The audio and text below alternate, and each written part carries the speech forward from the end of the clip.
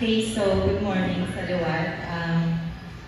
So somehow ang story ko do medyo, ang balila do medyo nag-trending daw, pero I don't know kung need ko pa siya i-retell. I think ang himuon ko na lang din subong is more likely magpasalamat din. Kay, kasi ma-start naman ko no. Gusto ko lang magpasalamat sa mga naging teachers ko man diri. Miskan sa niyang people kalit kami, sila Ma'am Jonah, Ma'am Litol, sila Mamay. Gusto ko lang ibalik man, ang balik ko, mga ma'ams, wala din nagtuan man ang inyong kabudlay. Kung kaisa no, as teachers, abita, wala impact ang aton nga nahimo. Abita, nagtudlo lang ta, pero grabe galit ang impact man. Sa niyang people pa lang po sina, how much more pa kanday pastor kayo ng Ma'am Deb, Ma'am Lord, Sir Nonoy, sila Sir Jordan, at ang mga na-teachers ko pa. Every time na interviewon ako, always po ginhambal nga nagtubo din ako din. Nagtubo ako sa simbahan kag amo nang yung foundation ko sa mga difficulties nga imagine ko sa akong life. Damo ka times, nga question ako sa Ginoo no sa mga purpose ko, kay hambal ko, Lord, hindi ko nabalaan ko na ng purpose ko. May times na hambal ko gani.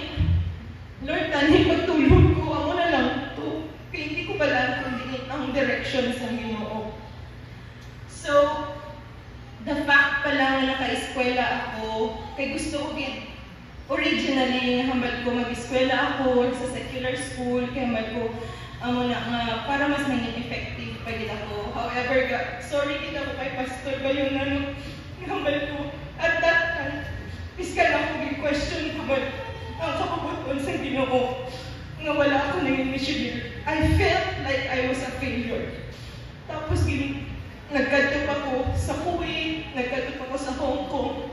Nga nang hambal ko, from being a Bible school teacher, nagapanguspos ka, nagakuan ka sa tao, tapos hambal ko, yung mga upod ko sa Bible school, nag-aalagad na nag-build sang churches while ako nag-earn sang kwarta para mapaiskala akong family.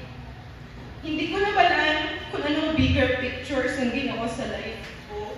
Amo na nga hambal ko, Lord, anong bigger picture? Kaya hindi ko balaan kundi inang direksyon. But God gave me opportunities nga naka-eskwela, and the fact pala na naka-eskwela ako, grabe na ako ka-thankful. Tapos, yung convenience ng Ginoo nga, amo na nagmano akong grabe. Tapos, hambal ko during the board exam, hambal ko, Lord, gusto ko lang, miskan sa gamay, pinakagamay, nga mag-glorify ka. Kagtahan ko si Ma'am Beth, kamalas ako, malak na church, kalak ka. Bako lang ang Beth ay, I always felt like I was too small. Feeling ko, how can I? That's very impossible. Nga ina mo lang, you have to compete with bigger universities. Ateneo, LaSalle, Santo Tomas, Cebu Normal University, they are well-established universities na. How can someone from a small emerging school mag-ano sina? But then, at that time na nag-iisip ko, I also underestimated sa kakayahan sa Ginoo. Ang muna nag-recall man ko sa Balumbe, lahat, kung magkamuna ka, pakagamay mo ang gahong sa Ginoo. And it keeps reminding me, tama man mo, nga ang underestimate ko, nga ang Ginoo gani, gingamit niya si David para i-prove kung ano siya kagamahanan over Goliath. Nga si Moses gani, miskan hindi siya abugid na kanami maghambal. Gingamit niya to lead ang mga Israelis sa wilderness. Kag miskan si Daniel, nga ang iya lang ginhukta ng pagtuo niya, miskan imposible pa nga mabuhi siya sa lion's den. Garipit sa ako, nga hambal ko, Lord, amoy ang ako nga panindugan. Kaya hambal ko, ready na ako mag-share sa life ko, nga miskan sa domestic helper pala ko sa Kuwait many times. For 3 years, ginagana ko sa amo ko pag-ano sa iya. I was also attempted for rape. At that time, inkautan ko, Ginoo. Kinaban ko, Lord, ginahalin ako sa rape school para maabiyag ko ni. Nga hindi ko gani sure. Pero hasta saan ako kaya bilang isa ka tao, hasta saan ako kaya mapunggan ang akong punod. So, na-recall ko tanan yung naabiyag ko. Hamal ko, oh, galing ni Lord. Sorry lang, Lord. Before the board exam result came out, hamal ko sa Ginoo, hamal ko, Lord. Kung ma-fail man ako sa board exam, hindi ko lang gusto makautan kaliwat kinagyan ko na. Kagamal ko kung makapasarigid man ako, grasya mo na lang, Gid. Kagamal ko kung magtap na trigid man ako, hamal ko imogid na siya. Kibalaan ko mawala gid ako sa paalam akon. Hamal ko, Lord, kung matapogid man na, Lord, ikaw gid ang akong tapuanis kayo inano pa. Supposedly, isang Sunday, last Sunday flight ko na to Manila. Kaya I was already prepared na maging domestic helper na magluwat sa Hong Kong. Kaya nahadlok na ko ba some pressure nga ang iban before, a week before the exam, kahulat na sa result. So, it somehow diverted my attention. Nga wala na ako nag-focus kung anong result. Instead, busy ko ang akong sarili nag-apply online work abroad. Kag may employer na ako, supposedly, kag amo to dapat flight ko na last Sunday. Pero Friday, 13th, nga nila ko ng dimalas ko na, but it doesn't work like that. Nga, amo to, sometime nga ginhambal nila sa ako nga, some teacher ko nga, ma'am, takwan ka. Na-confused gid ko. Hindi nga daw, na-confused gid ko. Kaya ba ko, ha? Tapos, hambal ko, grabe kita ginuulo.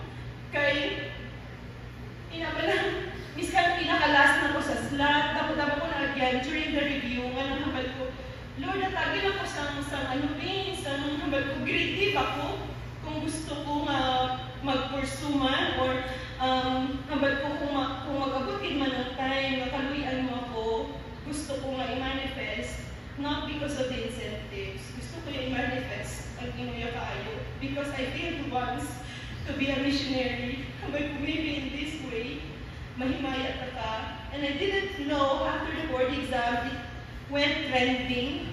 Paghambal ko, it's already good enough for me. Hambal ko, miskan sa tira na lang, mapakita ko ang kaayos ng Ginoo.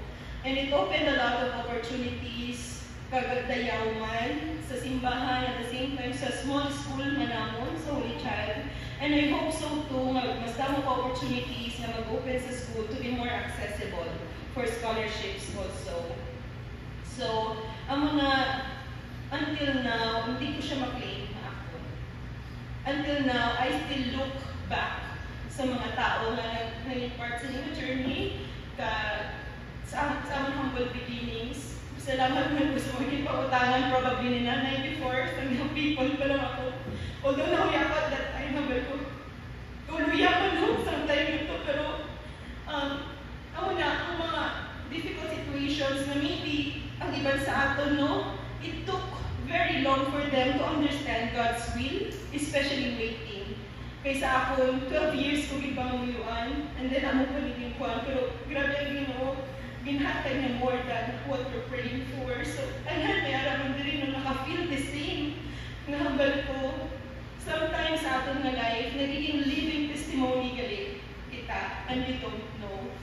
So, mula na bilang Kristohanon, pasalamat po sa inyo tanan man na naging part sini, mga churchmates ko, mga teachers ko, and most of